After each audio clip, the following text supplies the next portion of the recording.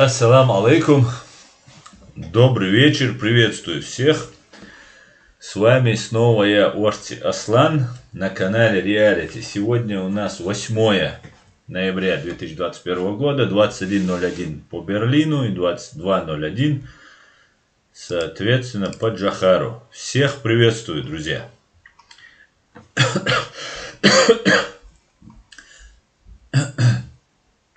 Так. Ури, ва алейкум ассалам. Игл, Ислам Ветров, Вестпойнт, Неуловимый Джо, Леди, Файтер Израиль. Всем салам, шалом. Витаю вас все, друзья. Маш Дойль. Так. Топ Бобу, алейкум салам. Шавега Машволь. Всех вас приветствую, друзья. Так, как-то так. Алейкум ассалам. Питер Вольф, алейкум салам. Приветствую, Сергей Бабунич. Вас тоже. И он и комментатор. Тоже Маш Дойль. Ой, Маш, он и комментатор. Всех приветствую. Так.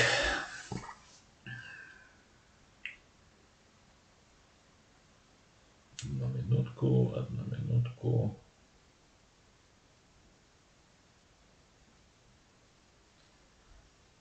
И так, Асколя, алейкум ассалам. Кавказ Бергер, ассаму, брат, алейкум ассалам. Дикудал Бухастам, хаму, Кавказус Бергер. Так, Давид Баев, Арцуев, ты трезв? Ну, трезвость это такое понятие относительное. Что ты имеешь в виду? Так. Мне оповещение только пришло, говорит леди. Да, я уже вижу, поступают опять комментарии. И заметно по каналу, что опять подписывают и отписывают. Это как выяснили тогда Андрей с Иной. Это связано с тем, чтобы просмотров не было. Они одновременно делают несколько аккаунтов, одновременно подписываются и потом одновременно отписываются. И это как-то там показывает Ютубу по его там каким-то своим по своей какой-то системе показывают, что это неинтересно и видео не показывается в рекомендациях. Вы знаете, отменена монетизация на территории фашистской России, канал запрещен и так далее, и так далее. Короче говоря, продолжают они, несмотря на то, что там Байден им что-то там погрозил пальчиком и так далее. Так, поехали. Дал Бухастам Кавказус Бергер. Дал Дикулитил Масу. Воиничкери, ассалам алейкум. Ва алейкум ассалам, воиничкери. Маш войль. Ца шильник кулир мердолш. Сом вар ца шильник кулир мердолш. Ва алейкум ассалам, шульдамаг, ассалам алейкум, ассалам, ва масу вежеш. Ва алейкум ассалам, шульдамаг, маш войль. Вот поэтому у нас постоянно возникают проблемы. Ну, это нас радует, на самом деле, мне это очень приятно, мне это, можно даже сказать, больше всего приятно из всего, что происходит, потому что раз они так мешают развитию канала, то это только лишь говорит о том, что бьем в самую точку. И как говорил один мой знакомый, вы, ребята, чеченцы, конкретные ребята, он говорил. Вам вот результат подавай. Вот нам нужен результат. Нам нужен результат и только результат. И ничего более. Я вообще-то жду звонка. О, леди, я обязательно тебе после эфира наберу. Так. Асколева, алейкум ассалам. Тот самый Катерпош. Ассаламу алейкум, алейкум ассалам. Тот самый, наверное, так. Так, Вестпойнт. Яшин агент ФСБ оппозиции. Мне русские часто про это говорили, которые с ним тусились. как найти. Ассаламу алейкум, всем приветствую. Ва алейкум ассалам, как найти. Машволь. Да, абсолютно верно, Westpoint. И с этого мы начнем. Сегодня я хотел бы рассказать, вчера я рассказывал на чеченском языке, но для того, чтобы остальные, кто еще пока не знает чеченский язык, поняли, сегодня я бы хотел проговорить тему по поводу предстоящего, возможного, очередного геноцида чеченской нации, которую готовят нам фашисты, прикрывающиеся либерализмом и демократией. Как, в принципе, они, вот последний наш геноцид, в принципе, демократы так называемые и либералы готовили. Ну, за редким исключением, которые, конечно же, реально выступали против войны и геноцида чеченской нации. Итак, вот сейчас как раз, кто это у нас был, Westpoint написал, что Илья Яшин в оппозиции агент ФСБ, он говорит, и ему русские часто говорили, которые вот с Яшиным тусили, они ему говорили об этом. Да, я в это легко верю, и я покажу маленькое видео, отрывок, точнее, из его пояснительного видео, что он не является агентом ФСБ, и что вот он решил рассказать такую-то историю и так далее. Давайте посмотрим сперва это видео, и потом я его прокомментирую. Так, слушайте внимательно, недолго, правда. Он во многом копирует своего учителя. Проникновение спецслужб в общественную жизнь стало повсеместным. Но методы работы у ФСБ в основном негласные, и поэтому граждане имеют о них очень приблизительное представление. Вот о методах этой работы я и хочу сегодня поговорить. Причем речь пойдет не о теории, я поделюсь личным опытом. В свое время я попал в разработку ФСБ, из меня пытались сделать осведомителя, внедренного в оппозицию. Внимание. Я расскажу, как проходила вербовка, на чем меня пытались ловить, а самое главное, как я выпутался из этой очень неприятной ситуации без ущерба для себя и своих товарищей. Без ущерба для себя, запомните, и своих товарищей. Ну, во-первых, как человек, который тоже имеет опыт общения с фашистами из ФСБ, которые также пытались меня вербовать, скажу, что без ущерба для себя я этот опыт для меня не прошел. Я был отчислен абсолютно безосновательно, без абсолютно никаких не было оснований, я просто не был допущен до экзамена. На 3-м курсе Санкт-Петербургского государственного университета меня тоже, я уже неоднократно это рассказывал, мне предлагали сотрудничать. Я отказался, и через где-то год мытарства меня прессовали, не физически, но морально, угрожая отчислением, избиением там, и так далее, оскорбляли по-всякому. И в конце концов я был просто не допущен до экзамена. И мне пришлось писать кучу писем, я куда только не жаловался. Слава богу, к тому времени писать заявление я уже научился. И нет, мне сказали, в этом вузе вы учиться не будете. Я забрал свои документы и уехал, ну и ушел из этого ГБшного гадюшника. Хотя там на самом деле были и порядочные люди. Я имею в виду преподаватели с юрфака. Поэтому можно смело утверждать, что Яшин, который потом в конце этого своего ролика рассказывает, что он это рассказывает, что можно бороться с ФСБ, можно на них не работать там, и так далее, и так далее. Можно сказать, что это он делает для того, что вот сейчас то, что говорит Westpoint, что русские вокруг Яшина, его товарищи, его соратники, они в курсе, что он постукивает на своих товарищей и так далее. И без сомнения Яшин является осведомителем ФСБ. Не будь он осведомителем ФСБ, он бы был уже или в тюрьме, или был убит. И мы все прекрасно знаем. И никакие сказки нам, которые рассказывают, что нет, там он такой борец и так далее, это все, конечно, брехня полная. брехнейшая брехня просто. Поэтому я вам представил человека, который является, на мой взгляд, является, без сомнения, на мой взгляд, является агентом КГБ, ФСБ. И этот агент ФСБ нам угрожает и делает это очень так аккуратненько. Мы все помним прекрасно, как законно избранного президента, за которого проголосовали 90 с чем-то процентов чеченской нации, чеченских граждан, Джохар Мусаевич Дудаев тоже ими объявлялся там бандитом и так далее. Теперь же они объявляют своего человека бандитом, Кадырова.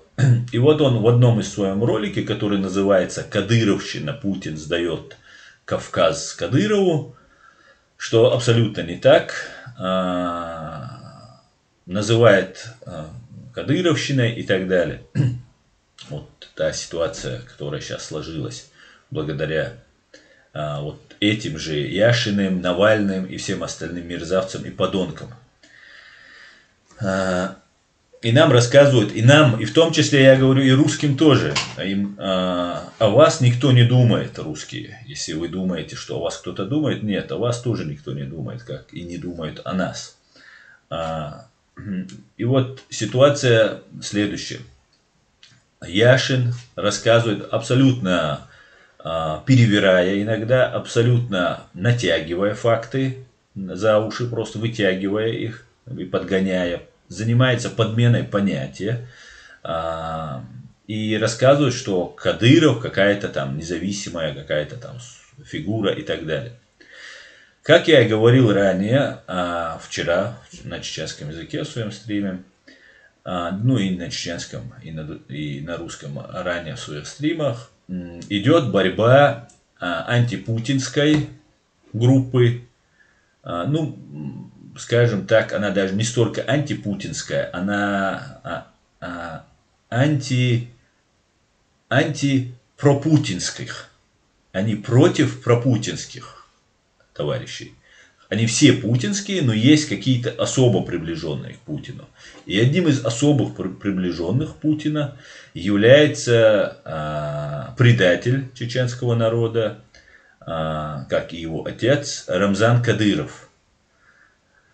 И нам хотят представить Рамзана какой-то независимой фигурой. Нам его представляют каким-то там исламским там, радикалом, который хочет построить какой-то халифат там, и так далее, и так далее.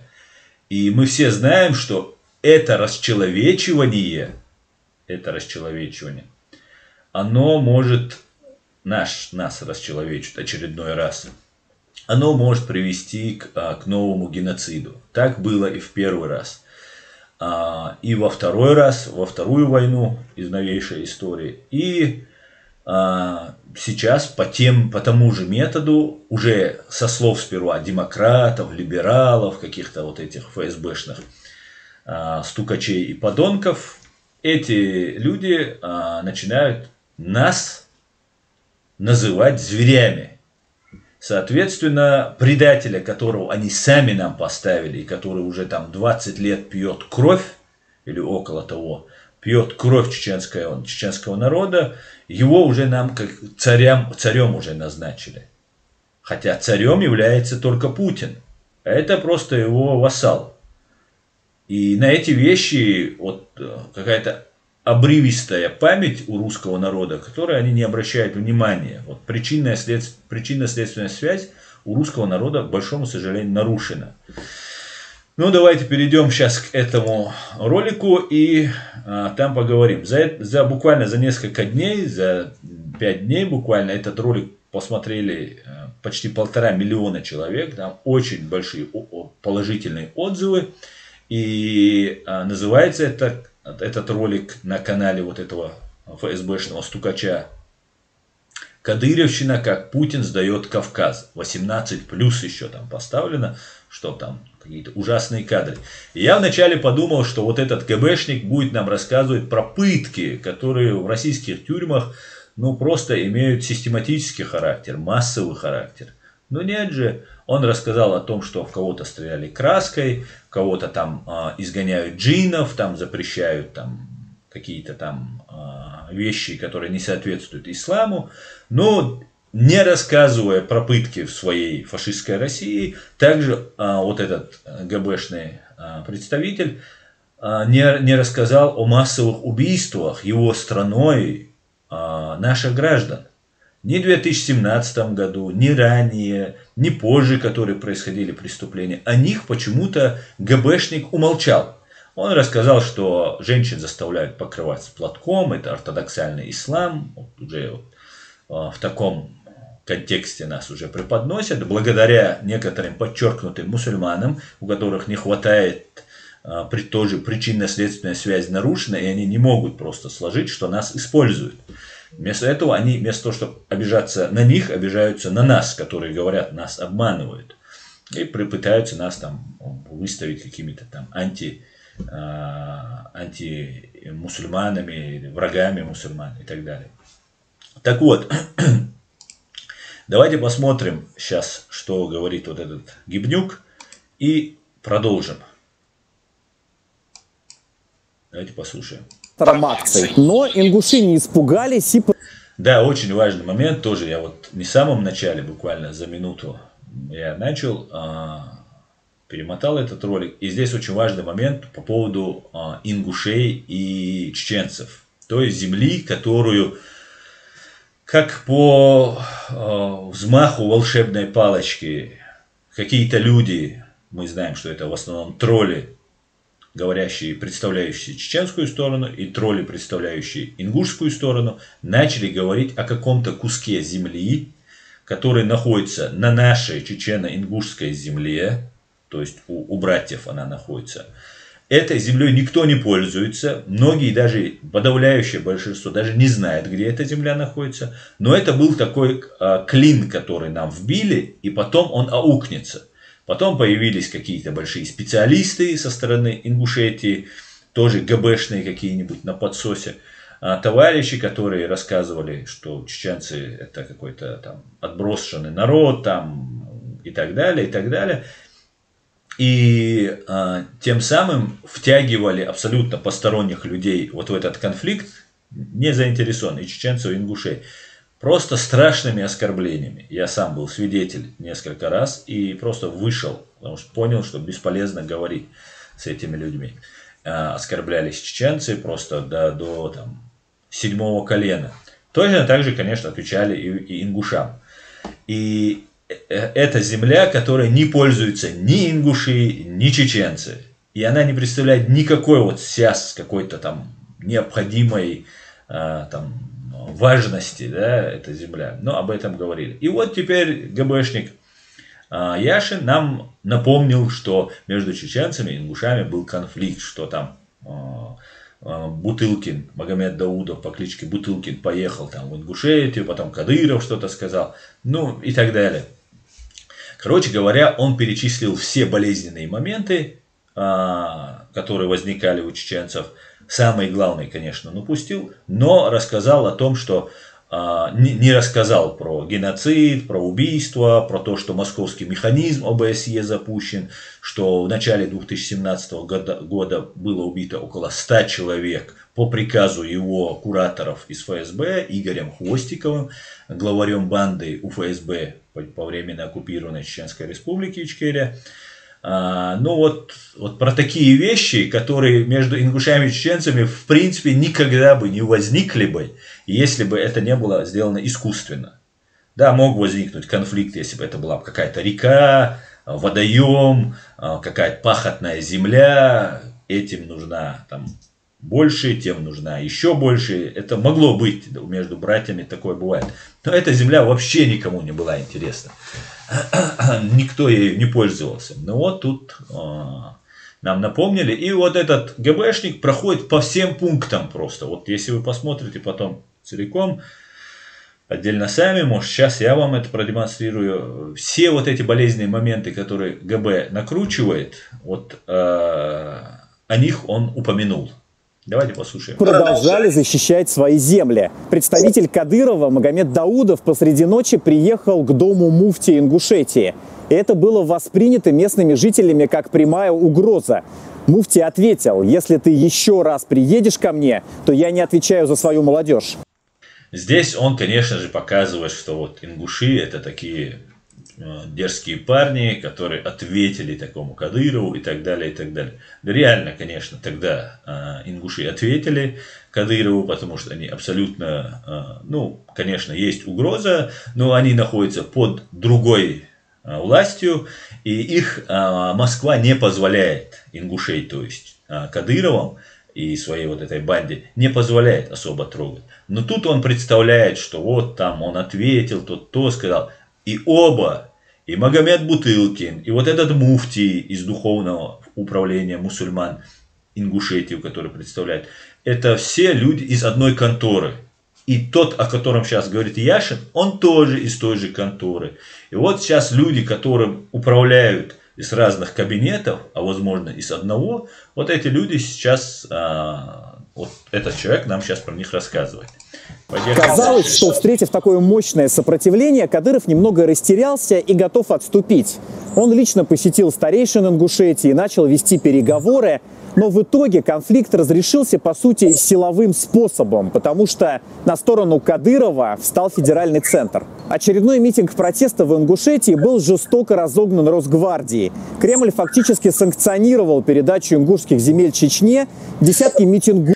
Питер Гойшвинцу то, что ингушские земли фактически передали. На самом деле, если сейчас входить в этот спор и разговаривать об этом, ингушские историки, в том числе там одна женщина была, рассказывали, что это чеченская земля. И вообще нету ни ингушской земли, ни чеченской земли. Это вся наша общая земля. А вот этот мудозвон, извиняюсь, конечно, нам рассказывает, что вот там фактически федеральность обиженных делает ингушей, оскорбленных, обделенных. И это говорит о том, в моем понимании, что завтра, когда будут сметать Кадырова и его окружение, будет попрошена помощь у ингушских силовиков и ингушской пассионарной части молодежи. Именно вот на этом будет играть. Вот вы попомните мои слова. Митингующих отправились за решетку, а лидеры протеста были объявлены экстремистами. Этот эпизод противостояния очень ярко иллюстрирует политику Путина на Северном Кавказе.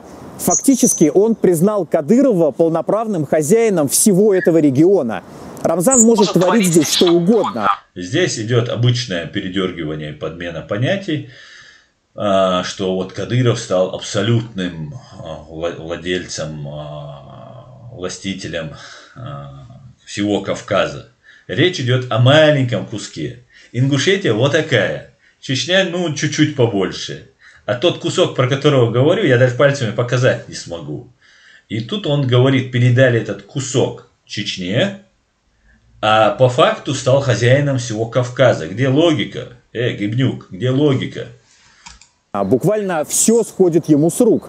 А если он встречает сопротивление, то федеральные силы приходят на помощь и помогают усмирить недовольных. Кадыров в ответ признает лидерство президента России, называет его своим вторым отцом и обещает выполнить любой приказ.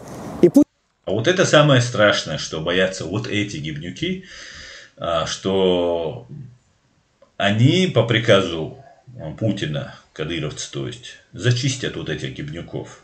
Но Путин не дает приказ. И есть большая вероятность, что в Совет Безопасности России, где заседает Патрушев, Бортников, там Путин и так далее, что это просто идет такое, пускай холопы дерутся, чтобы вот так это выглядело. Путину явно кажется, что Рамзан – это ключ к решению всех проблем на Северном Кавказе. Но правда в том, что Кадыров давно уже сам стал огромной проблемой, решить которую с каждым годом... Здесь еще очень важно ответить один момент, отметить. Вот эта стена, за которой он стоит, и вот видите, вот та дверь справа, которая за его спиной, это больше похоже на Москву. Вот, я это так представляю. Но он, не говоря, что он находится в Чечне, несколько раз упоминает, что тут тут, как бы, ну, тут в Чечне имеется в виду, он как бы тут, он не говорит слово Чечня, говоря про Чечню, он говорит тут. На самом деле, я с большой долей вероятности могу утверждать, что этот человек не находится в Чечне, а находится в Москве.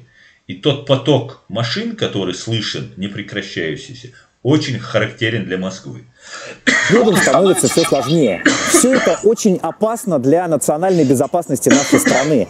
Политика Кремля закладывает на юге России бомбу замедленного действия, которая неизбежно взорвется рано или поздно. Политические и социальные последствия этого будут для России чудовищными. В этом видео я покажу, как Путин позволил Кадырову создать в Чечне, по сути, отдельное государство со своими законами, своими порядками и фактической независимостью от России. Я расскажу о том, что ждет Северный Кавказ в обозримой исторической перспективе и какую цену нам, вероятно, придется платить. Вот этот момент очень сильно меня настораживает, что нас в будущем ждут какие-то там потрясения, он говорит, и что за эти ошибки, вероятно, придется заплатить большую цену за ошибки, которые совершает Кремль. Вот это и есть то, о чем я говорю. Скорее всего, с большой долей вероятностью, они готовят очередной геноцид чеченской нации. За ошибки, совершаемые Кремлем. Тема опасная и действительно важная. Так что советую досмотреть ролик до конца. Не забудьте поставить лайк, чтобы больше людей его увидело в рекомендациях. И подписывайтесь на мой канал. Ну а мы начинаем. По поводу героя России Кадырова. Я герой России, генерал, да. Я даже почетный академик даже. Так что это я все заслужил. Указов о награждении героем России просто так таких указов просто так не подписывают. Так, сейчас пропустим буквально пару секунд рекламу и вернемся.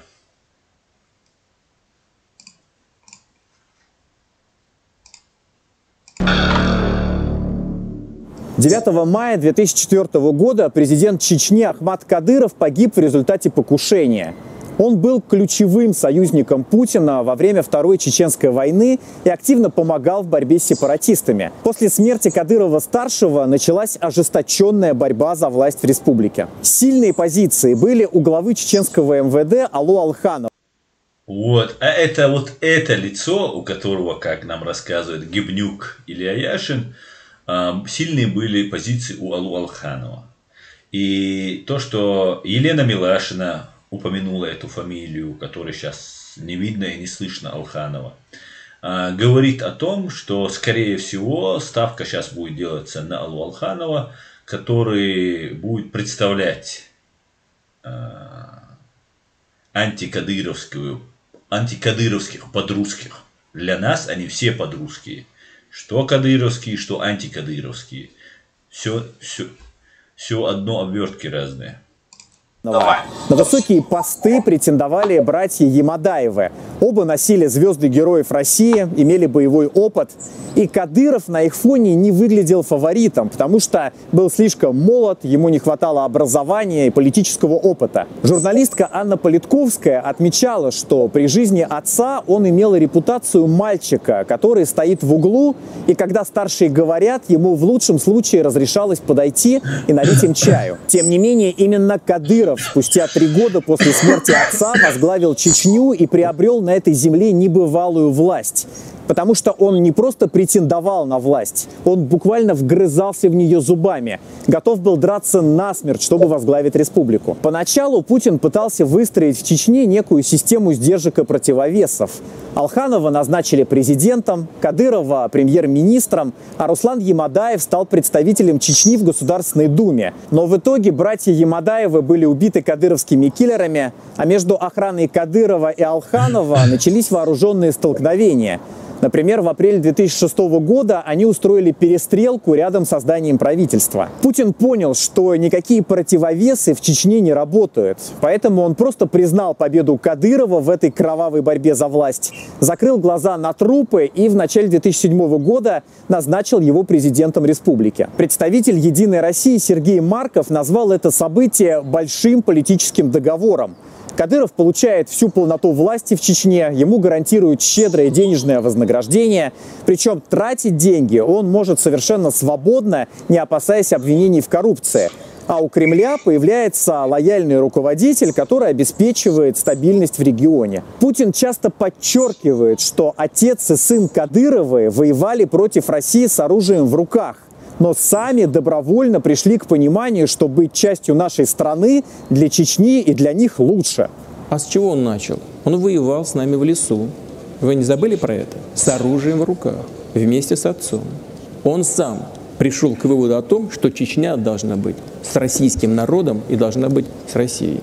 И это выгодно, это соответствует интересам чеченского народа.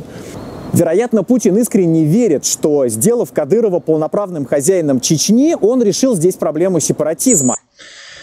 Здесь стоит отметить, хотя я ранее говорил, что происходит. Одна часть, которая окружает Кадырова, это те люди, которые еще некоторое время назад занимали очень даже неплохие посты, с оружием в руках некоторые воевали против России.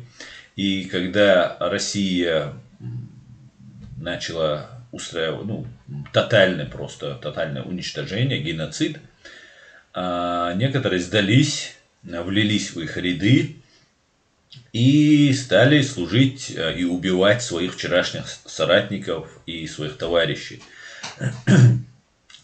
И есть другая часть подрусских, которые в лице Алханова, это русский генерал, военный или милицейский, который, может быть, ФСБшный, которые не воевали против России, а с первой войны, Хасбулатов, Доку, Завгаев, Умар Автурханов, Хаджиев, и Беслан Гантемиров, эти люди не воевали против России.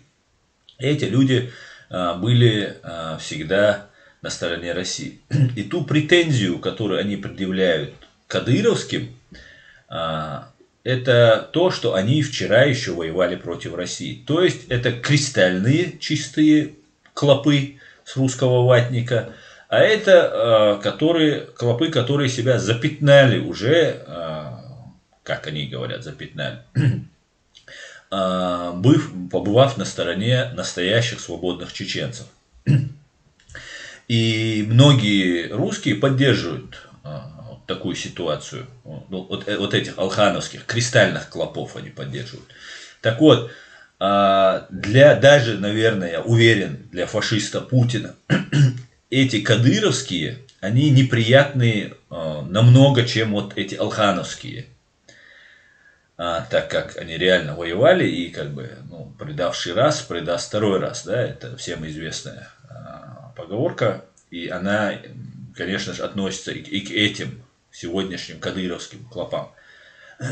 И но алхановские, то есть кристально чистые клопы с русского ватника, перед русским ватником, они не исполняли бы те преступные приказы, которые Путин хотел бы, чтобы исполняли. В том числе убийство здесь на Западе и многое-многое другого, убийства разных оппозиционеров и так далее. Потому что те кристально чистые клопы с русского ватника, они хотят быть в рамках закона. Они более образованные, чем, например, Кадыров. Да? И Путину нужны кадыровские клопы с русского ватника для того, чтобы он выполнял его приказы и запугивал окружение, таких как Кураторов и Илюши Яшина. А эти алхановские, они бы не стали бы так низко падать, или там, им нужно было какое-то законное обоснование, там еще что-то. Ну, короче говоря, с ними сложно, потому что они не на крючке. На них нет компромата. На них нет статьи, за которые там люди получают пожизненные сроки. Но для того, чтобы ситуация была стабилизирована, контролировалась, нужны были те, кто был в лесу. И тогда Ахмад Кадыров предложил им под его личные гарантии амнистироваться. И свое предложение о предательстве чеченского государства и чеченской нации он еще прорабатывал межвоенный период. Между Первой и Второй войной, до начала Второй войны. Он собирал командиров, объяснялся с ними, договаривался, выступал против ваххабистов, которых, опять же, подпитывала, подкармливала Россия, которые читали брошюрки и обучались напечатано в казанской типографии, московской типографии, на русском языке все это было. Мы все это прекрасно помним и знаем. И вот эти ваххабисты, которых подпитывала Россия и которые радикализировала таким образом в глазах Запада чеченское молодое государство, против него выступил такой традиционалист Кадыров Ахмад, и еще муфти он был. Не знаю, почему Аслан Масхадов, президент, держал его рядом с собой, зная, что это агент бывший, об этом и Зелимхан Индербиев не скрывал. Но по какой-то причине Аслан Масхадов держал его рядом с собой. И вот тогда многие наши командиры понимали, что вот этот ваххабизм до добра не доведет. Вот это их радикальное неприятие. Там есть и нерадикальная часть, и радикальная часть. Так вот, некоторые наши командиры отлично понимали. А Ахмад Кадыров тогда был на нашей стороне. И он был муфтием в Ичкерии. Поэтому на его сторону становились командиры, которые понимали, что да, вот этот ваххабизм, он несет реальную угрозу для нашей государственности, для дискредитации нашего общества. И так произошло, мы все это знаем. Потом вот эти, некоторые говорят, вот ваххабисты, они сражались, с Масхадовым рядом были и так далее, и так далее. Ну, на самом деле, ваххабисты, ну, те люди, которые в это толкование ислама поверили, это больше всего были люди, которые не были агентами России. А вот вербовщики, которые их подготавливали, вот их рядом ни с Асланом Масхадовым, ни с Басаевым, ни с другими, ну, кроме таких очень надежных, проверенных вербовщиков, не оказалось. Оказались простые парни. То есть чеченское общество внедрили вот это течение ислама, и Кадыров Ахмад возглавил другое, старое, традиционное наше, суфизм. Вот это течение. Их противопоставили, просто нас разделили. Вот какая произошла ситуация. И Ахмад Кадыров готовил, разделял как мог чеченское общество для того, чтобы русским было легко его одолеть. Чеченское общество в целом было дезориентировано, оно не знало, кому верить, за кого там заступаться. И в итоге само сопротивление из-за своего политического неопытности и ошибок лидеров оказалось практически 1 на 1 с российской армией, практически без полной поддержки, хотя вначале она, конечно же, была, но не такая, как в Первую войну, без поддержки своего народа, что фактически означало рано или поздно гибель или поражение от этих людей, которые с оружием в руках отстаивали нашу свободу. Давайте сейчас не буду говорить. Но разве политика Кадырова сама по себе не является сепаратизмом? Да, Чечня формально остается в составе России, но по факту она живет по своим законам и понятиям, которые не имеют отношения к российскому правовому полю. К российскому правовому полю как бывший адвокат в Москве, могу сказать, что вообще к правовому полю в России мало что имеет отношение. И тут бы Илюшке и Яшину следовало бы рассказать нам про, опять же, те же самые пытки. И про те убийства, пытки в российских тюрьмах, которые в массовом порядке, систематически, просто нам очень долго по всем каналам рассказывали там про бутылку и про вот этого парня в Чечне. Тут вот эти бутылки и другие насильственные действия, экзекуции над заключенными, они происходят повсеместно в российских тюрьмах в огромном количестве, в огромнейшем просто количестве. Ну, здесь он нам расскажет, что нет никакого правового поля. Именно российское правовое поле – это то, что является античеловечным и антиправовым, которое принесли вы нам, Илья Яшин и такие, как ты, твои кураторы из ФСБ, принесли на нашу чеченскую землю. Вы нам не даете жить, в вас проблема. Кадыров ваш царь, ваш царек, и не наш. И вы есть абсолютнейшее зло на этой земле. Я со всей ответственностью заявляю, ФСБ, КГБ, имперская Россия является абсолютным злом. И является экзистенциональной угрозой для существования не только чеченской нации, но и вообще в целом всех соседей, да и мира тоже. Давайте дальше послушаем. Это обособленное государство, созданное внутри нашей страны на российские же деньги. Ну, здесь он задел за живое русских и сказал на ваши же деньги, то есть российские деньги. На самом деле, опять же, врет, как чекисту положено. В советское время была такая поговорка, если сказать без матершины, обман друг чекиста. Вот живой пример. Давайте подробно разберем, что из себя представляет современная Чечня Рамзана Кадырова. Сейчас рекламу пропустим, друзья, и мы вернемся.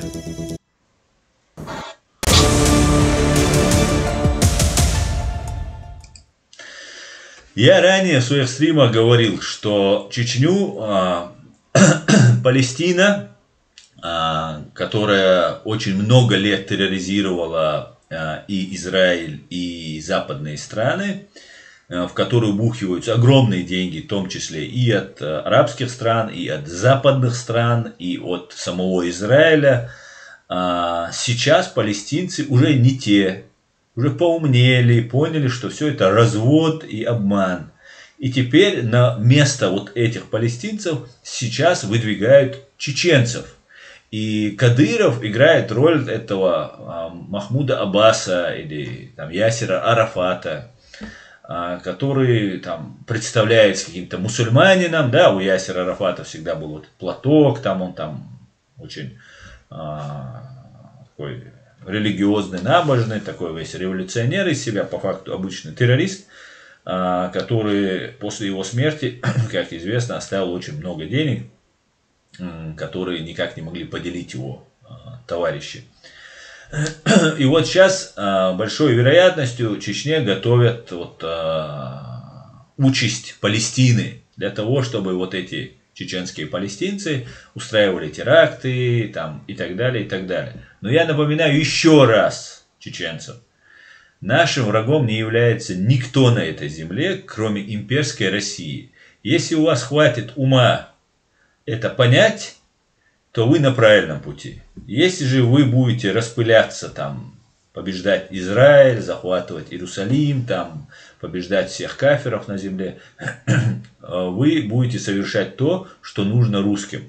И вот в самом начале моего ролика, выступление на Мюнхенской речи Путина, он там как раз и говорит, что вот они строят халифат там, и так далее. Это все можно, теперь уже можно, я уже могу утверждать со всей ответственностью, что это построение халифата из Чечни, это халифат, зарожденный в недрах ФСБ, КГБ, наверное, еще с советских времен. Поэтому мы должны всячески попробовать не дать себя втянуть в это во все, так как нас ждет новый геноцид. И каждый чеченец, кто этого не поймет, он является, можно сказать, фактическим соучастником будущего геноцида. Поэтому теперь мы должны быть в 100 крат осторожнее, потому что мы выходим уже на финишную прямую, и, скорее всего, нам предстоят очень большие события. И нам нужно быть едиными, думающими и очень аккуратными в своих действиях. И любой провокатор должен быть немедленно остановлен, как только он начнет там выкидывать какие-то трюки. За все это время все вот эти товарищи, которые здесь там эти вербовщики, которые чаще всего связаны с российскими спецслужбами, хотя есть там и часть не связанных с ними, они почему-то не говорят о России, о каком-то всемирном халифате, победа там в Сирии, там еще где-то. Все забывают о своей родине. Ребят, надо о своей родине думать. В публичных выступлениях Кадыров подчеркивает свою религиозность и верность мусульманству. Более того, он не раз говорил, что в его понимании шариат стоит выше законов России, а враги... Здесь тоже есть подмена понятий. Я разговаривал с арабами, с чеченцами, гражданами арабских стран, которые отвечают на вопрос, что шариат — это закон. И вот он рассказывает, что закон стоит выше российского закона. Опять подмена понятий, что шариат — это что-то другое, а российских законов не существует. У нас есть свои законы, которые построены на исламском праве, на нашем традиционном праве. И они ни в коем случае не противоречат международному праву. По большей части. Есть моменты, которые нужно будет уточнять, но в основном они не противоречат. То же самое можно сказать про все арабские страны, которые входят и в ООН, и в разные другие большие институты, международные институты. Враги ислама должны уничтожаться.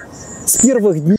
Если уничтожаться враги ислама, как говорит Илюшка, то в первую очередь должен быть уничтожен Владимир Путин, который объявлял войну Аллаху и сказал, что найдет управу и на Аллаха.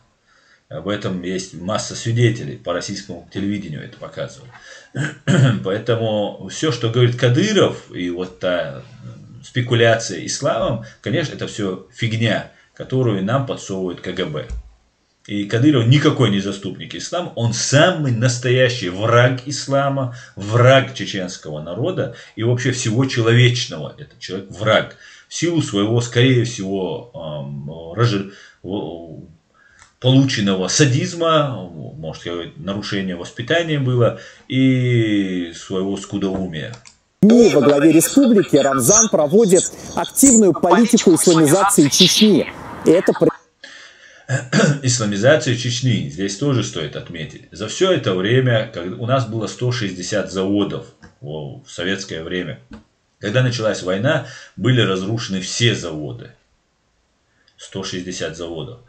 Даже 10 заводов не построено в Чеченской Республике. Зато по какому-то странному обстоятельству построено 1300 мечетей по Чеченской Республике. И вот, возможно, это Кадыров строит сам, да. Хотя Яшин нам рассказывает, что это на бюджетные деньги туда идут вливания. Да, деньги идут из бюджета России, которые поступают в Чечню, но они идут после того, как выкачанная нефть, путинская Роснефтью и Патрушевским Россельхозбанком собираются налоги, и все отправляется в Москву, и уже потом из Москвы распределяется. Так устроена в России система распределения бюджета. И вот за все это время нам не построили 10 заводов, но построили 1300 мечетей. И почему-то в советское время, если русские не хотели, там не было мечети. Например, Катарюштовская мечеть, она была пустая, 4 стены только было. А Чхой-Мартановская мечеть, там была пивная. В Валерике был магазин в мечети. Поэтому все это не исламизация Кадырова. Это исламизация, так называемая исламизация, видимая исламизация для запугивания, для превращения Ичкерии в Палестину. вечно воюющую и вечно дотационную, бедную, неразвитую. Это исламизация России. Видимость исламизации. За эти 1300 мечетей, хотя бы, если бы поделили эти мечети пополам и построили бы там 650 мечетей, а остальные 650 построили бы, ну, хотя бы 65 заводов и фабрик. Но этого нам ничего не построили и не сделали. И не сделают, потому что они собираются нас депортировать. Скорее всего, тот план, который у них давно уже есть. Сейчас мы вернемся к этому видео. Я вам хочу показать другое видео. Давайте посмотрим буквально несколько минут, о чем говорит Джохар Дудаев. В 1994 году Россия перед началом своего вторжения под видом урегулирования конфликта загнала в Чечню около 500 или 5000 в Чечню и вокруг длинномерок КАМАЗов для эвакуации чеченского населения в разные российские области. Давайте сейчас посмотрим и потом продолжим. И этот план никуда не делся. Пока русские нас не уничтожат, они от нас не отстанут. Мы это должны четко понимать. И не расслабляться, что вот нас сейчас оставили. Они нас оставили для того, чтобы сделать свое коварное дело.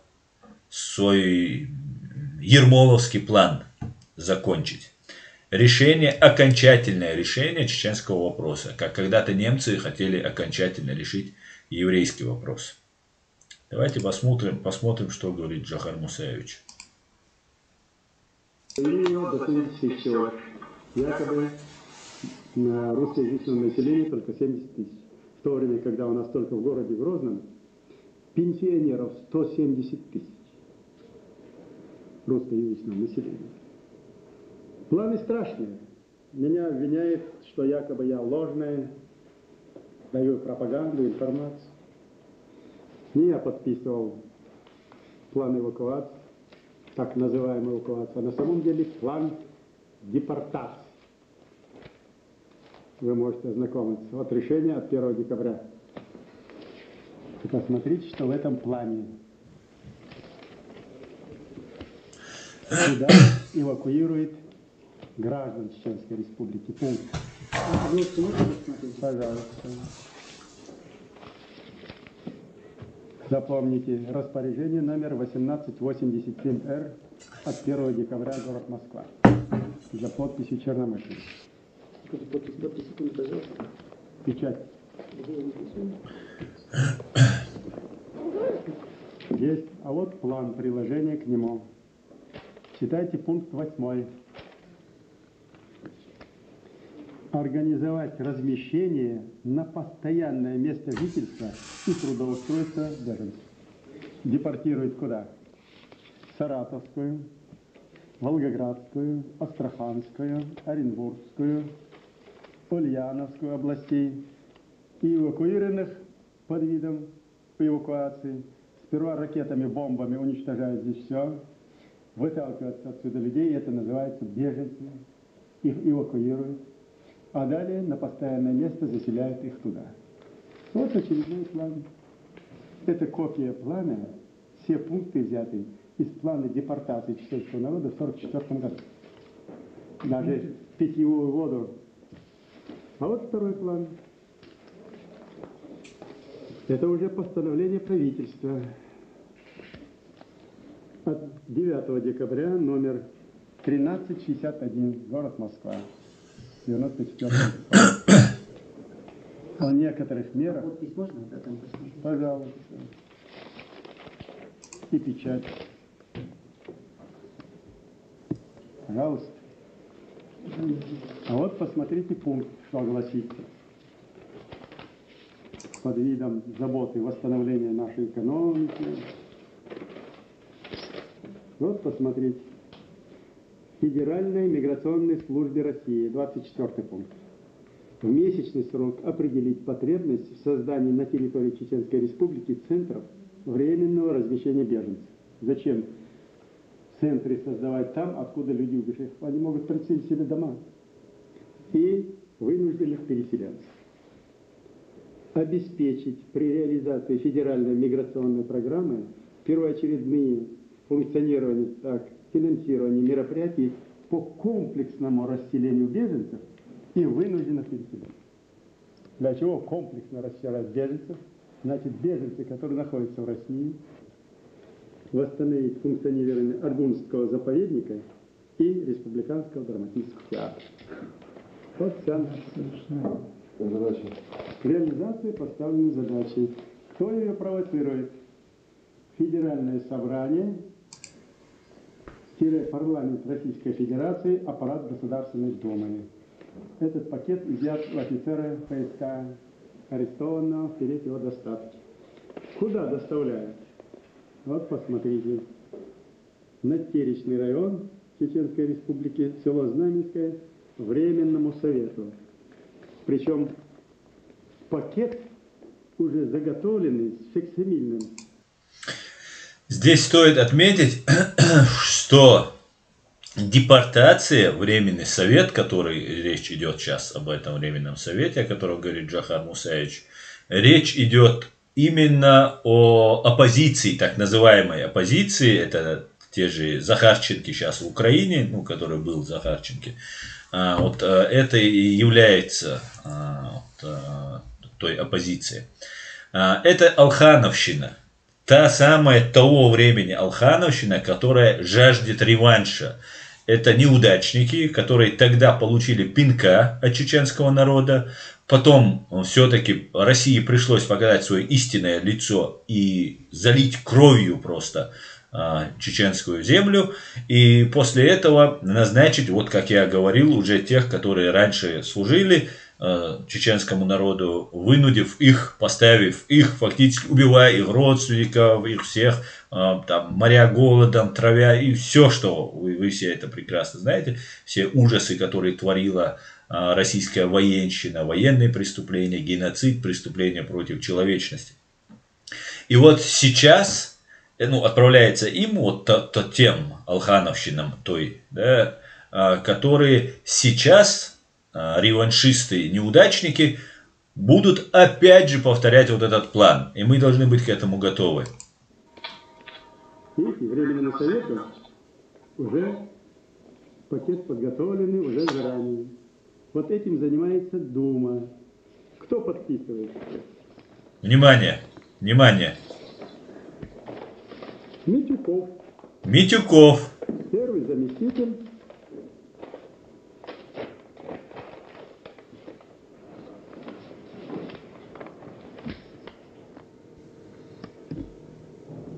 Парламента.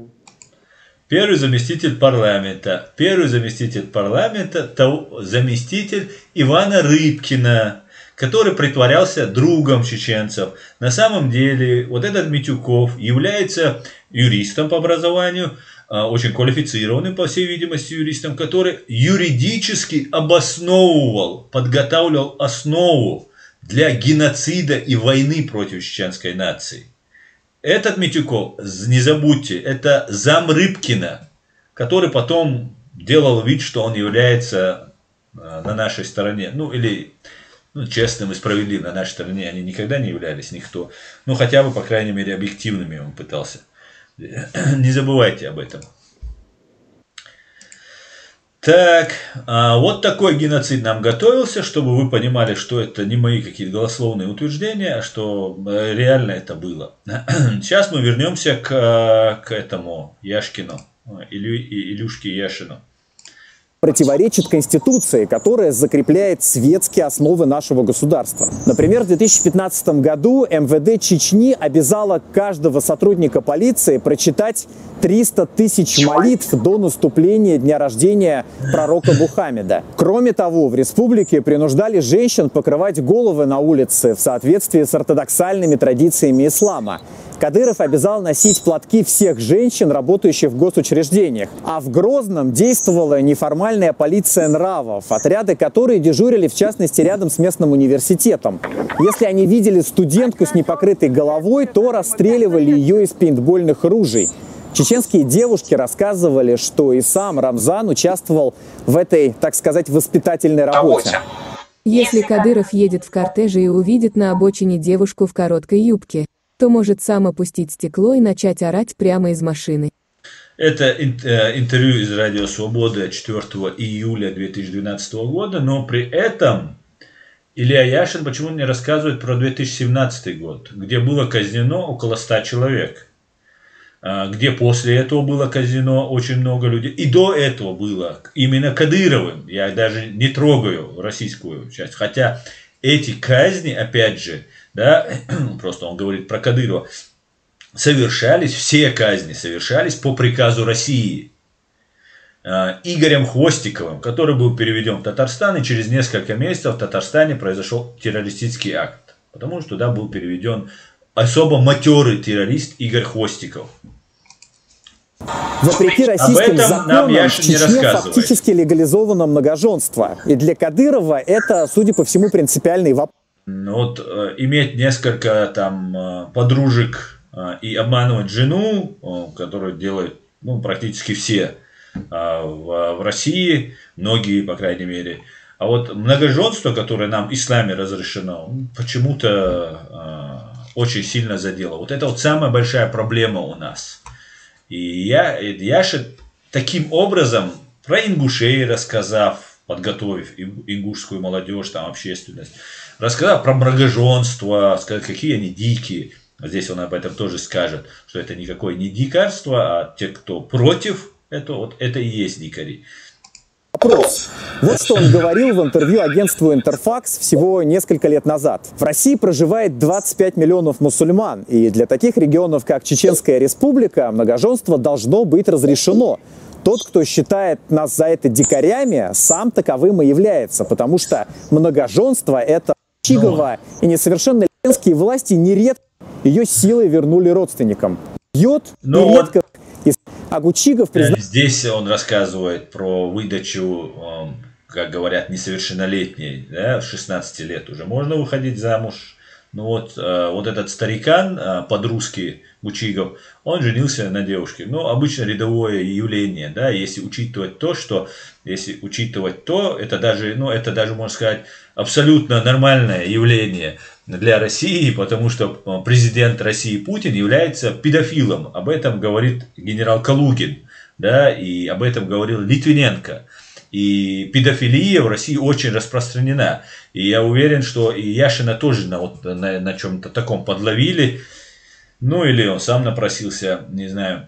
Поэтому вот нам рассказывают, что вот об этом ужасе, что вот 47-летний мужчина женился на 17-летней. Такое, конечно, бывает.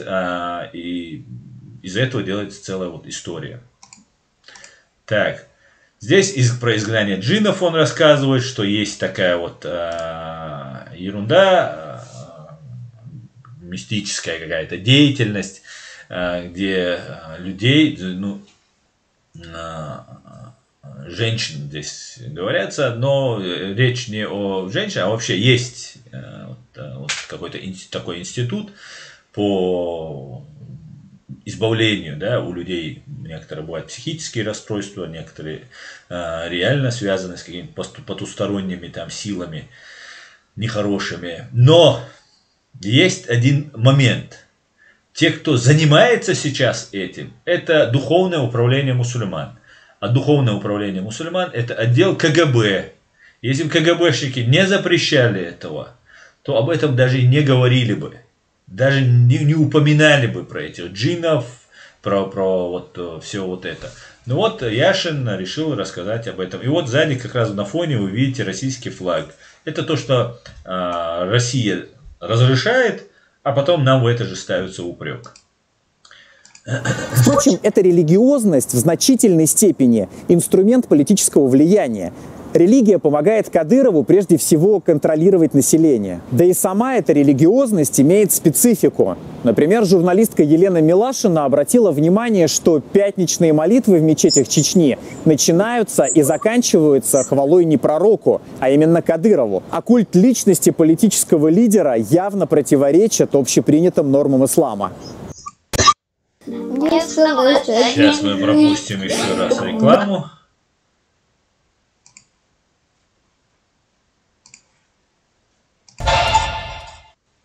Почти 15 лет в Чечне действует режим личной власти Кадырова.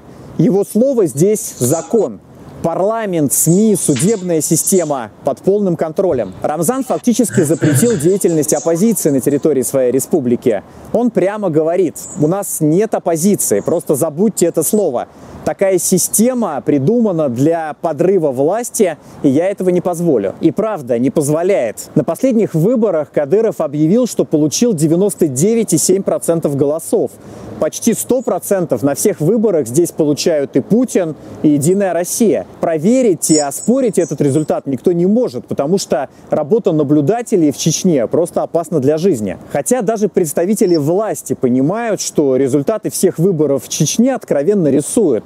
Вот, например, комментарий депутата Госдумы и видного единоросса Вячеслава Никонова.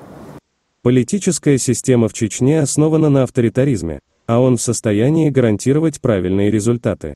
Я не слышал о подобных результатах на выборах с советских времен. Фундаментом любой диктатуры является страх. Чтобы люди подчинялись, надо заставить их бояться.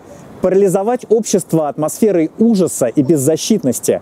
И Кадыров прекрасно это понимает. Уже много лет в Чечне действует практика похищения людей. Правозащитный центр «Мемориал» прямо говорит, что за большинством таких исчезновений стоят структуры, подвластные Рамзану. Похищенные люди оказываются в секретных тюрьмах, которые действуют вне правового поля. Человека могут похитить по самым разным причинам. Это как раз, возвращаясь к той теме, он не рассказывает про массовое убийство, он рассказывает про то, что стало известно, про вот эту бутылку и вот этого Типсуркаева. Вот про эти вещи он рассказывает. Но при этом он не рассказывает, что это делается по приказу ФСБ, что это организовываются российские власти, что та же «Новая газета» писала, благодаря Сулейману Гизмахмаеву, бывшему спецназовцу из 2-го полка имени Ахмада Кадырова, который на самом-то деле, как выяснилось, является 2-м полком имени там Путина или ФСБ, где они казнили одновременно 13 человек, после этого в другом месте еще людей, и в общей сложности в начале 2017 года было убито около 100 чеченских молодых парней. Об этом он не говорит, но он рассказывает вот такие вот ужасы, которые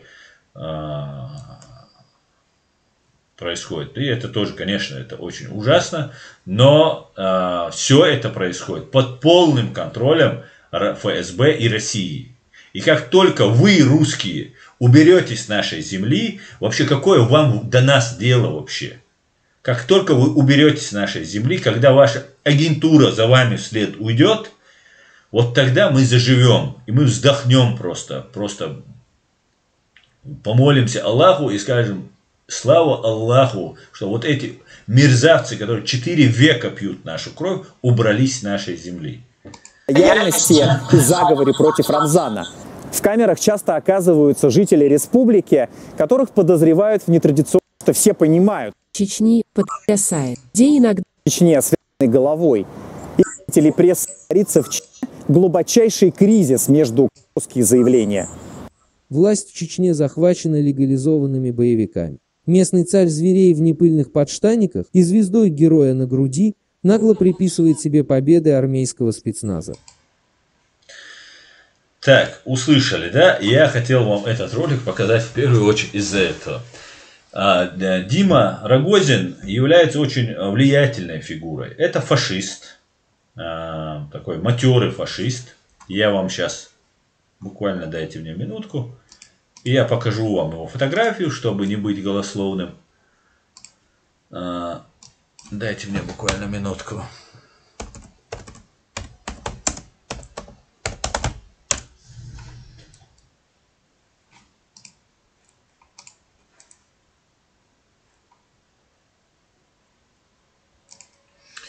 Вот вы видите белые всех стран соединяйтесь.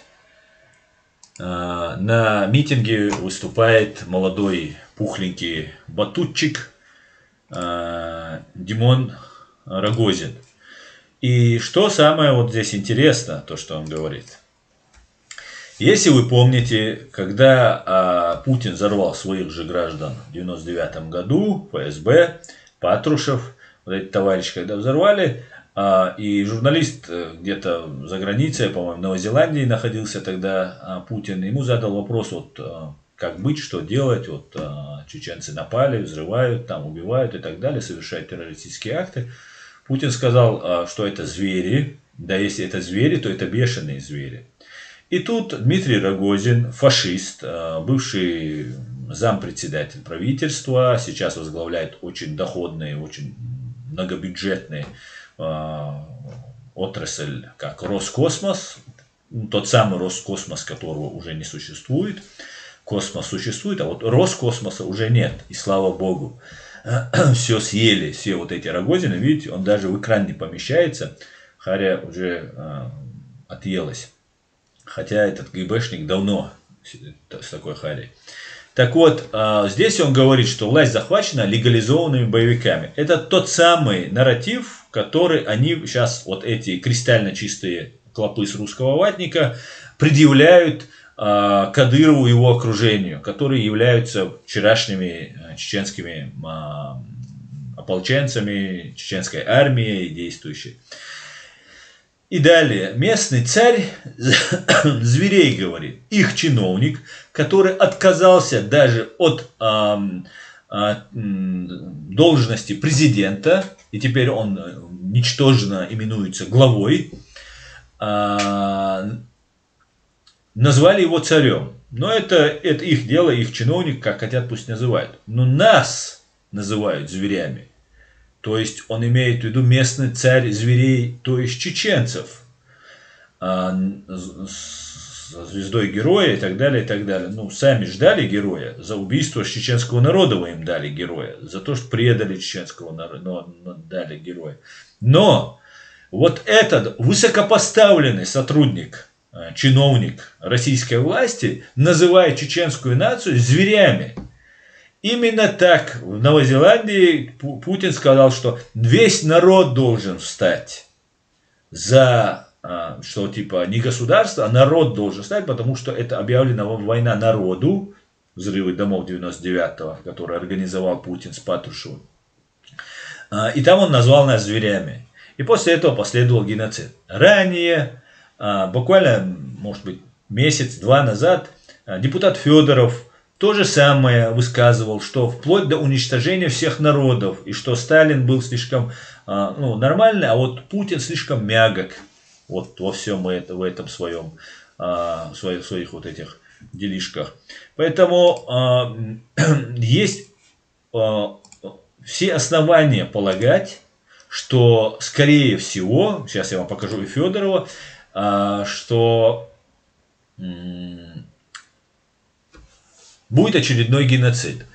Так как между Чеченской Республикой Ичкерией и так называемой Российской Федерацией, федерация она не является, даже вот сейчас Яшин об этом нам рассказывает, что там законы российские там не действуют или там не так действуют, как им хотят.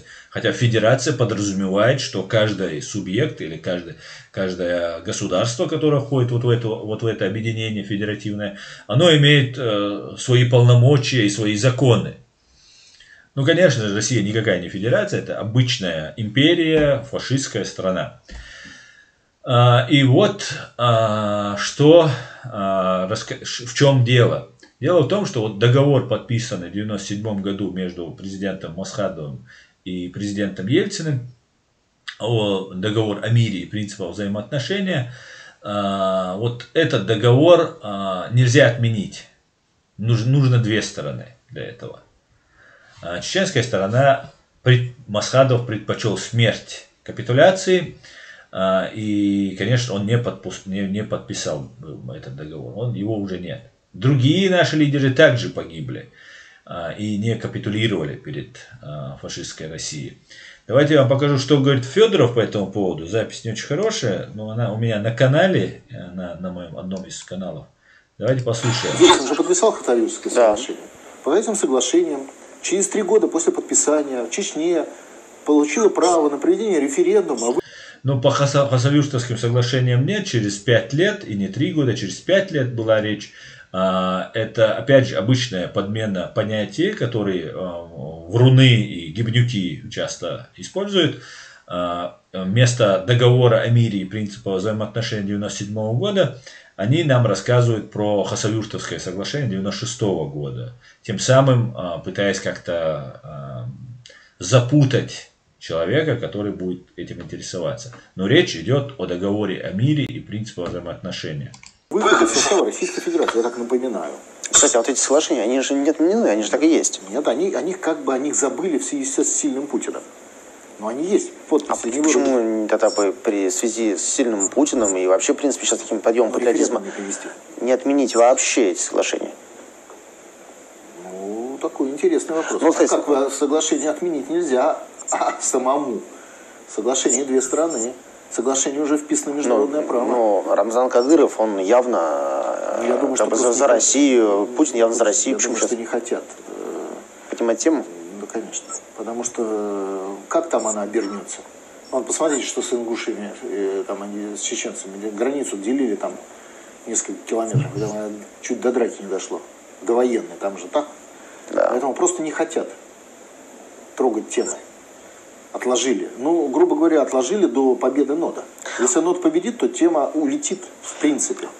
А пока это не так, на живую нитку. А напомните, пожалуйста, это вот победа НОДа подразумевает то, что Россия выйдет из-под международного права, будет изменен конституционный строй в России, Путин останется пожизненным как генсекретарь или генеральный секретарь, или как царь, которым он фактически является, царем Шариковым. И речь идет о том, что нас будут просто убивать. Нас будут выселять, и полностью может произойти замена населения Чеченской Республики на другое население.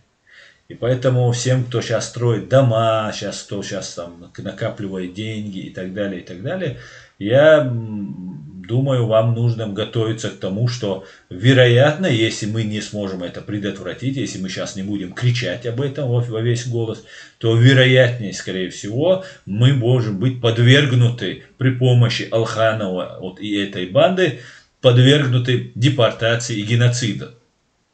Кадыровщина, конечно же, будет уничтожена практически вся или посажена. И уничтожена, и посажена. Свидетели убирают. И вот тогда Чечня ими будет восприниматься как уже независимая, вернее, уже полностью интегрированная, ассимилированная российская часть. Мы, может быть, стоим перед громадным, большим, страшным событием, которое нас ожидает. Даже страшнее тех двух событий, тех тяжелых войн, которые были ранее. Поэтому нам нужно вместе искать выход из этого. Выход мы приблизительно представляем, как нам действовать. Для этого нам нужно объединиться. И тут на Западе, и только мы здесь на Западе можем что-то предпринимать. Мы должны всячески говорить и кричать об этом. Потому что в России и во временно оккупированной Чеченской Республике Ичкерия чеченцы фактически заложники. И любой, кто попробует возразить, он будет посажен или уничтожен. И у нас здесь есть возможность отбросить все наши распри, убрать вот эти ненужные вещи между нами, объединиться под единым началом и хотя бы ради спасения нашего народа мы должны объединиться и предпринять очень такие действенные, нужные шаги в этом направлении. Вот такая вот не очень хорошая история, которая развивается вокруг нашей страны, нашего народа. Очередной раз русские фашисты готовят народоубийство. Но мы постараемся предотвратить.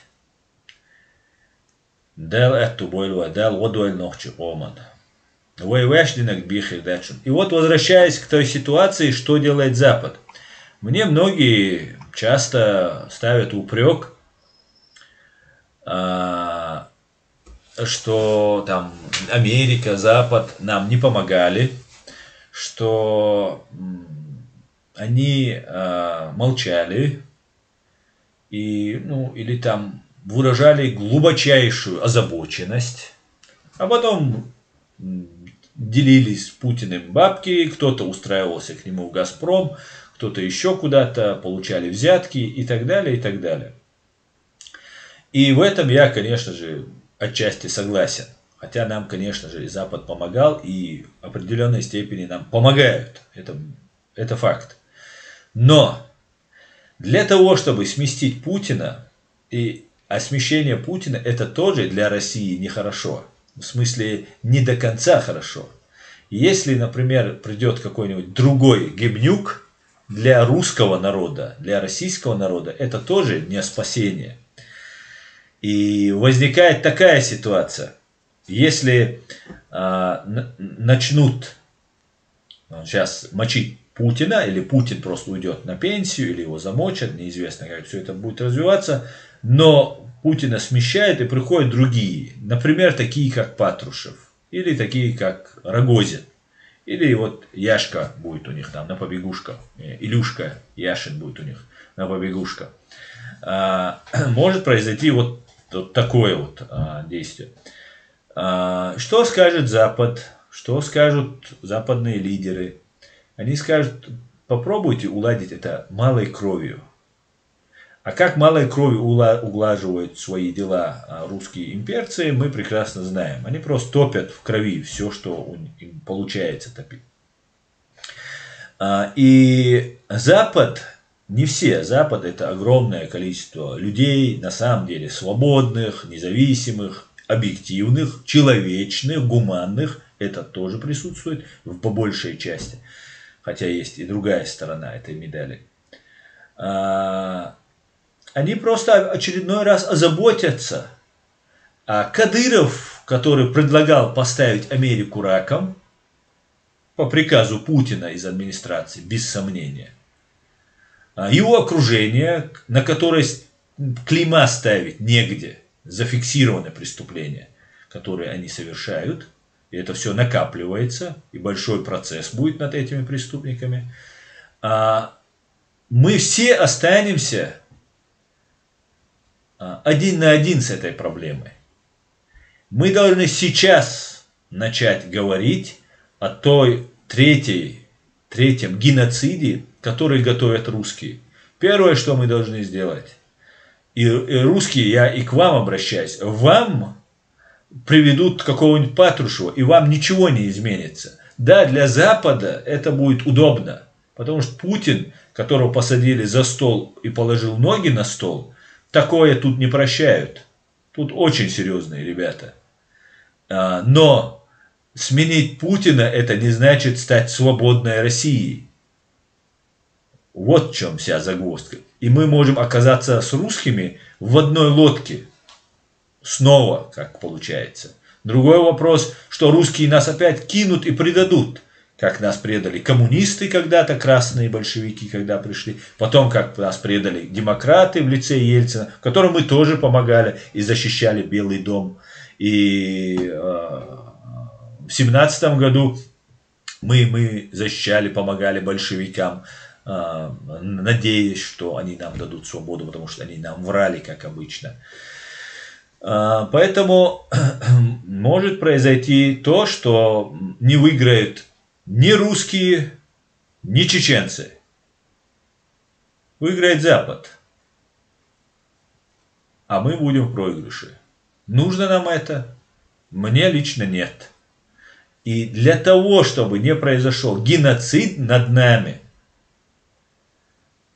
чтобы очередной геноцид над нами не произошел, и как говорит Александр Сотник, нам нужны в России иметь дело не с ФСБшными Ильюшками, Яшинами или какими-нибудь другими Навальными, с которыми мы должны будем иметь какие-то дела, потому что от России нам никуда не деться, она наш сосед, граница у нас есть, и какие-то контакты у нас должны быть в любом случае. Но получится так, что мы останемся с носом, как говорится, у разбитого корыта. пережив страшный геноцид, а нам нужны настоящие русские, настоящие, независимые, которые никак не связаны с гибухой и которые реально соблюдают права человека и на самом деле верят в принципы демократии. Ну вот, что я хотел вам сегодня рассказать. Мы должны, мы должны объединиться, чеченцы, мы должны находить нормальных русских, мы уже их почти всех знаем, мы отлично знаем вот эту их политическую культуру, политических вот этих персоналей мы все знаем. Мы, в отличие от них, очень хорошо говорим на их языке, прекрасно осведомлены, что у них там происходит. И мы можем стать проводниками, индикаторами, показывая, кто является на самом деле честным и независимым русским представителем, и кто является симулякром и вредным. Им нужно ставить вопрос, как тест на антисемитизм, тест на античеченство. Если вы нам разрешаете отделиться, признаете свои преступления, все, никаких вопросов.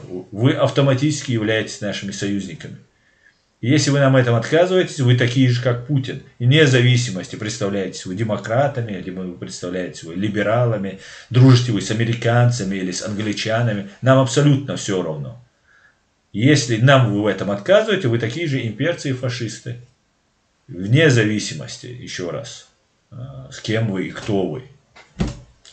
И нам вместе нужно выбираться из этой тяжелейшей ситуации. Я имею в виду и русским тоже. Потому что замена на Рогозина или Патрушева, или Навального, который, опять же, никакой роли не играет для русского народа и для развития русского общества и русского государства, российского государства,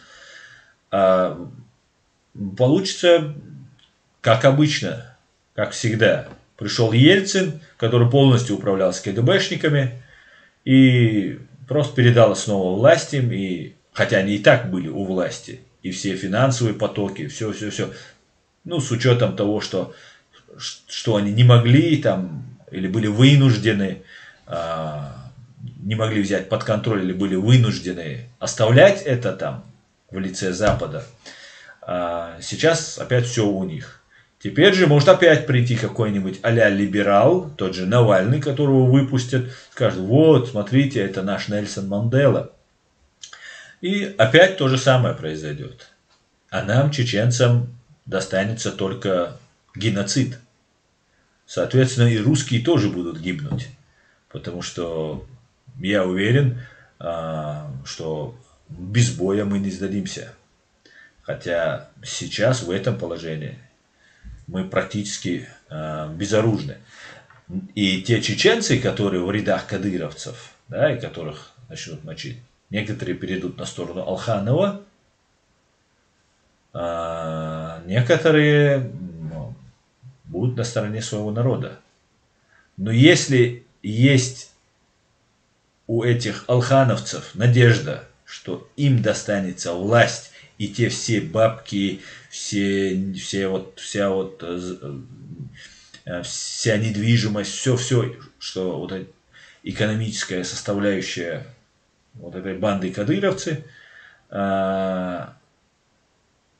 передел, как они уже об этом говорят, открыто говорят, что это будет передел, мы будем сейчас все это заново делить, то есть вероятность, что вам ничего не достанется. И вы будете лузерами во второй раз, как вы были в первый раз. И ваш реванш неудачников может снова провалиться.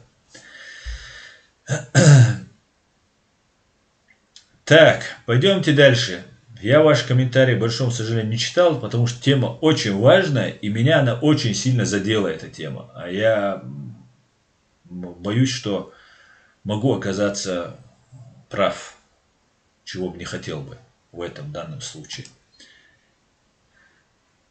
Так.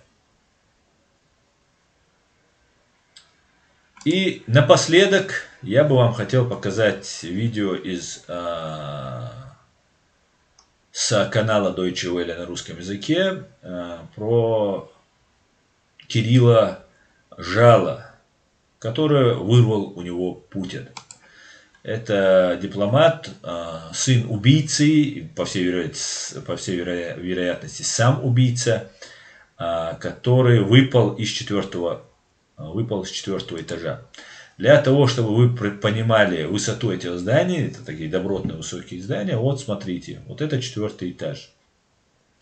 Ну, это может быть, если исходить, что вот человек, это люди, которые идут 1,70 м, раз, два, три, 4, 5, 6, 7, грубо говоря. Ну, может быть, где-то до 15 или 12 метров это может выглядеть, потому что дома очень высокие. И вот с этого окна вывалился, или ему помогли, скорее всего помогли, так как, об этом сейчас тоже будет тут сказано, на суде над Вадимом Красиковым по убийству чеченского диссидента, гражданина Грузии, чеченского происхождения Зелимхана Хангашвили, пришел на суд брат, муж сестры убийцы, террориста, которого судят, и который его опознал. Ранее он его не опознал, сказал, что он его не знает, но потом, видимо, под влиянием украинских спецслужб, украинских правоохранителей, этот человек, как гражданин Украины, снова пришел в суд и сказал, что он его знает. И он сказал, что да, это Вадим Красиков, ему 48 или 7 лет, и он является полковником, полковником российских спецслужб и лично знаком с Путиным. И в этот момент, вот когда он должен был дать показания, он еще не выступил, этот человек, в суде, но уже, видимо, российские спецслужбы знали об этом. Кирилл Жало, которого выкинули в окно, и его папа являлись матерыми убийцами путинскими. И пока еще неизвестно, но по всей видимости, как на правах версии, Кирилл Жало пошел, может быть, на сотрудничество с немецкими властями, либо Вадим Красиков пошел на сотрудничество и выдал вот этого свидетеля, вот это связующее звено с российским посольством Кирилла Жало. Чем это закончилось, вы сейчас все увидите. Который мужчина выпал из окна посольства России в Берлине, по-прежнему не ясна. О происшествии немецкие журналисты узнали лишь в минувшую пятницу, 5 ноября, хотя драма имела место 2,5 недели назад, 19 октября, ранним утром. В 7:20 утра полицейские, охранявшие здание или резиденцию посольства, обнаружили молодого человека, мужчину на вид около 35 лет, который лежал на тротуаре. Они хотели помочь ему, доставили его в отделение неотложной помощи, однако было слишком поздно. Он был мертв уже, когда лежал на земле. Тогда они попытались связаться с представителями посольства, чтобы забрать тело для вскрытия, но им было отказано на основании дипломатического статуса погибшего. Очевидно, он был дипломатом, и потом тело было передано российскому посольству. Его отправили рейсом в Россию, насколько мы понимаем, на следующий день или через день, без проведения судмедэкспертизы. Таким образом, не было установлено, погиб ли мужчина вследствие падения из окна или еще до этого. В МИДе Германии подтвердили факт гибели сотрудника посольства России, однако отказались предоставить какие-либо дальнейшие подробности. Я могу сказать, что МИДу Германии об этом инциденте известно. Однако в связи с защитой персональных данных потерпевшего и его близких, никаких подробностей об этом деле я сообщить не могу. СМИ утверждают, что погибший занимал должность второго секретаря посольства. В Берлин он переехал в июне 2019-го, а до этого работал третьим секретарем в российском представительстве ООН в Вене.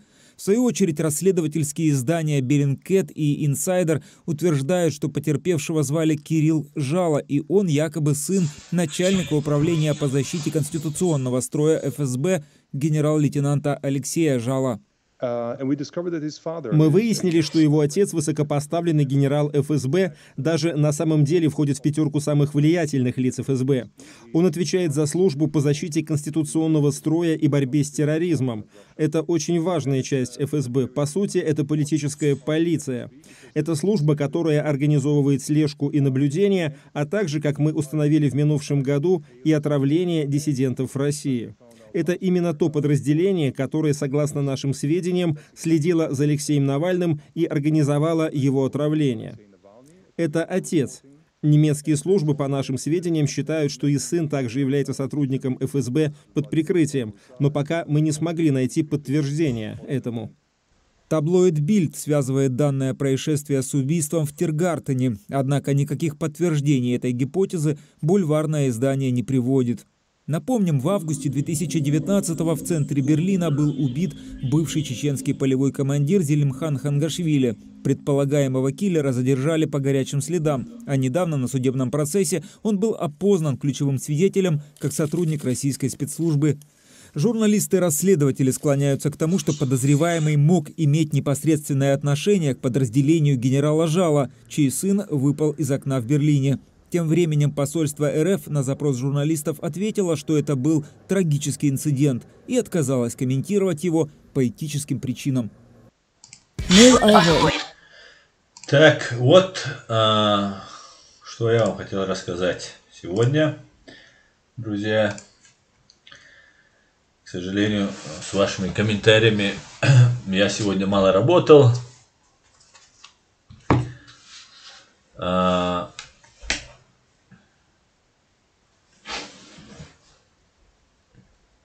Поэтому мы сейчас не будем возвращаться к вашим комментариям. Я их обязательно еще почитаю, если удастся посмотреть новый стрим.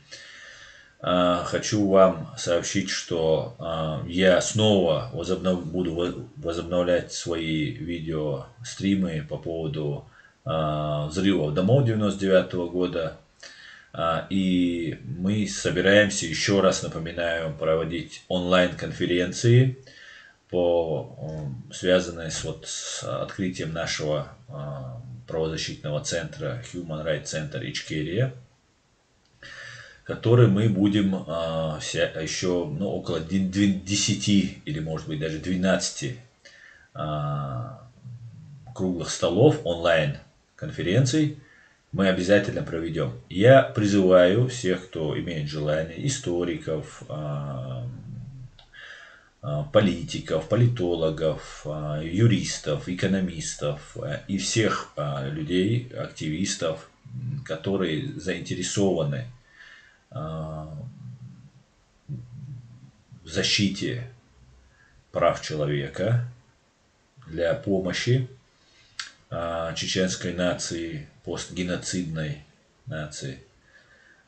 Пишите мне, и мы обязательно вас пригласим, мы обязательно с вами пообщаемся.